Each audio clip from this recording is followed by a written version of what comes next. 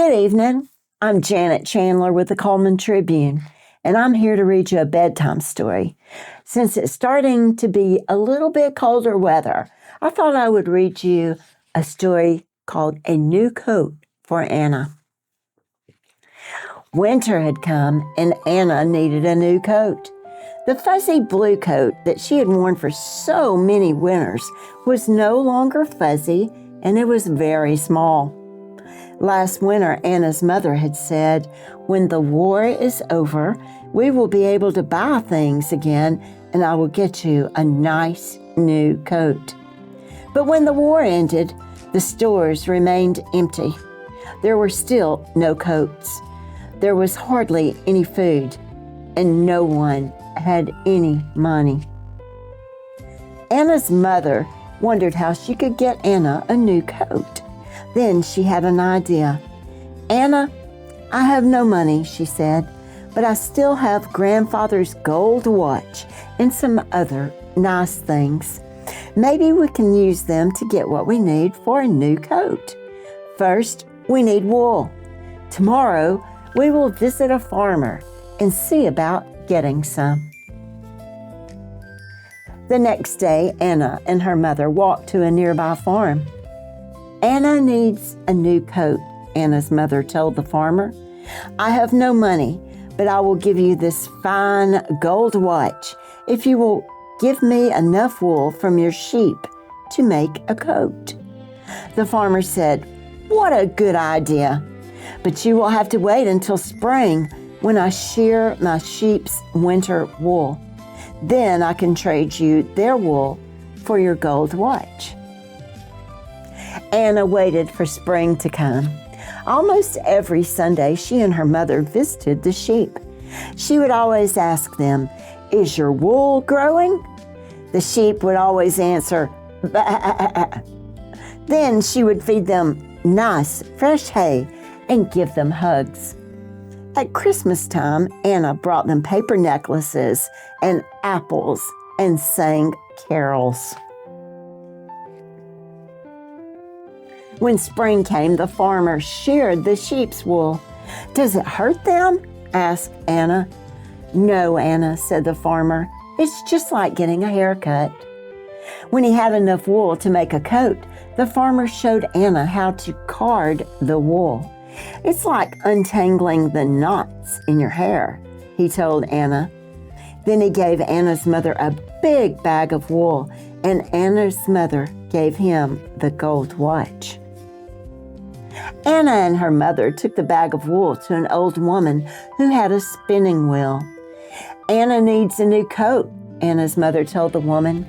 "I have no money, but I will give you this beautiful lamp if you will spin this wool into yarn."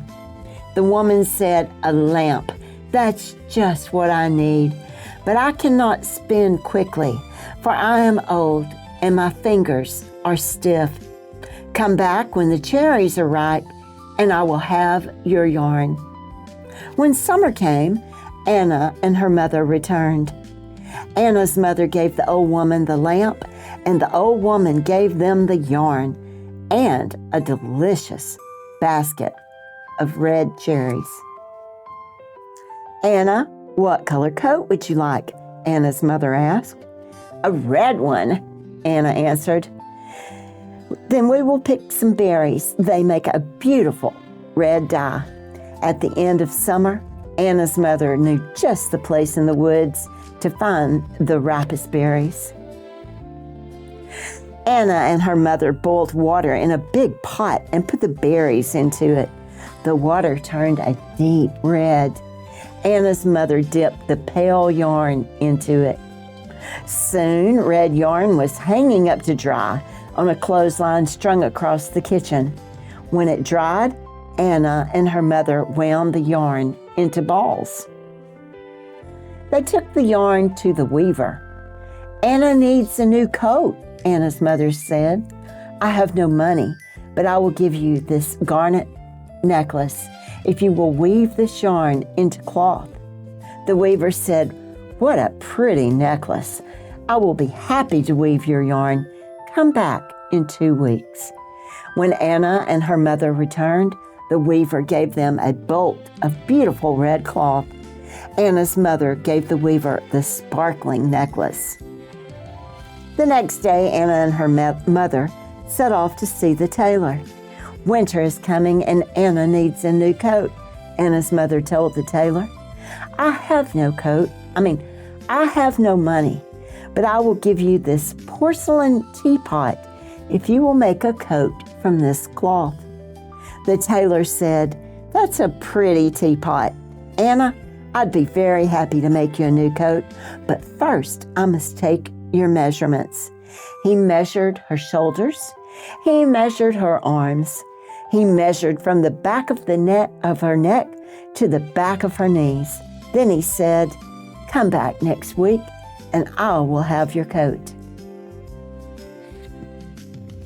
The tailor went to work making a pattern, cutting the cloth, pinning and sewing and stitching and snipping. He worked and worked for almost a whole week. When he was finished, he found 6 pretty matching buttons in his button box and sewed them on the coat. He hung the coat proudly in the window for everyone to see. When Anna and her mother returned to the tailor's shop, Anna tried on her new coat. She twirled around in front of the mirror. The coat was perfect. Anna thanked the tailor. Anna's mother thanked him too and gave him the pretty porcelain teapot. Anna wore her new coat home. She stopped at every store to look at her reflection in the window. When they got home, her mother said, Christmas will be here soon, and I think this year we could have a little celebration. Anna said, Oh, yes, and please could we invite all the people who helped make my coat? Yes, said Anna's mother, and I will make a Christmas cake just like I used to. Anna gave her mother a big hug. On Christmas Eve, the farmer, the spinner, the weaver, and the tailor came to Anna's house.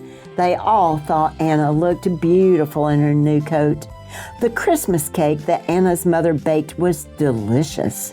Everyone agreed that this was the best Christmas they had had in a long time. On Christmas Day, Anna visited the sheep. Thank you for the wool, sheep, she said. Do you like my pretty new coat? The sheep seemed to smile as they answered, Bah, bah. The end. I think it's fun that now we can just go to the store and buy a coat ready-made. And some people still make their own coats from wool, but it's a lot of work. I hope you have a good evening and sweet dreams.